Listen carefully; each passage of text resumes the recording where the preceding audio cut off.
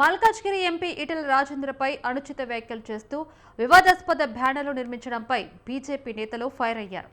బ్యానర్ల ఏర్పాటుకు కారణమైన cantonment board మాజీ సభ్యుడు రామకృష్ణను పార్టీ నుంచి సస్పెండ్ చేయడం అభినందనీయమని కంటోన్మెంట్ బోర్డు నామినేటెడ్ సభ్యురాలు భానుక నర్మదా మల్లికార్జున్ వ్యాఖ్యానించారు. బీజేపీ ధర్మాన్ని పాటిస్తుందని, చివరకు అధర్మమే గెలుస్తుందని ఆమె అభిప్రాయం వ్యక్తం చేశారు.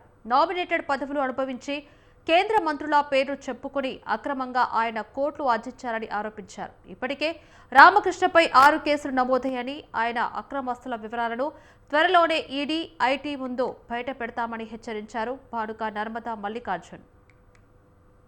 అన్నగారు ఒక తెరిసిన పుస్తకం, ప్రతి నిమిషం ప్రజలలో ఉండే వ్యక్తి.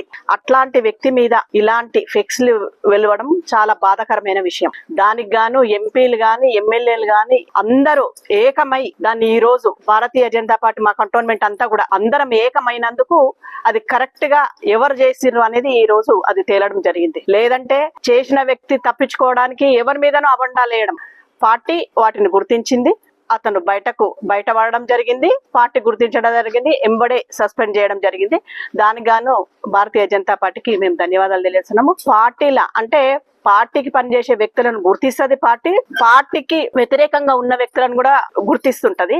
ఎందుకంటే మనం అనుకుంటాము పిల్లి కళ్ళు మూసుకొని పాలు తాగుతుంది, అది మనం చూస్తలేదని అనుకుంటది, కానీ అన్ని పార్టీ గమనిస్తుంది.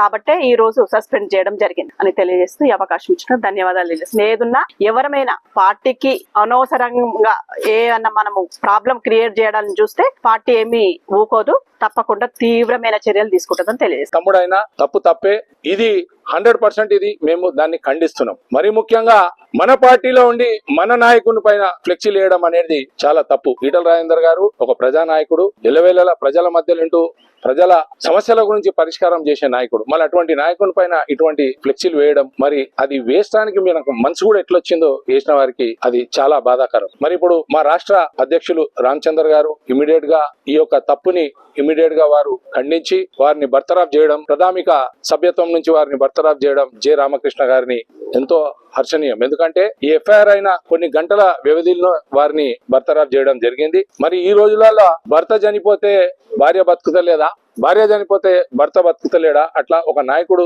తప్పు చేసిండు కాబట్టి ఆయన వెళ్ళిపోతే ఆయనని పార్టీ తీసేస్తే ఏదో బీజేపీ పార్టీకి ఏదో ఏమైతుందో అది కాదు. బీజేపీ పార్టీ గరీబోళ్ళ పార్టీ, కార్యకర్తల అండదండలతో ఉన్న పార్టీ. కార్యకర్తలు అందరూ బీజేపీ పార్టీతోనే ఉంటారు, నాయకులతో ఉండరు. బీజేపీ పార్టీ వేరే పార్టీల కార్యకర్తలు ఎట్లా అంటే వారి యొక్క నాయకుడు వేరే పార్టీలు వెళ్ళిపోతే వాళ్ళు వెళ్ళిపోతారు.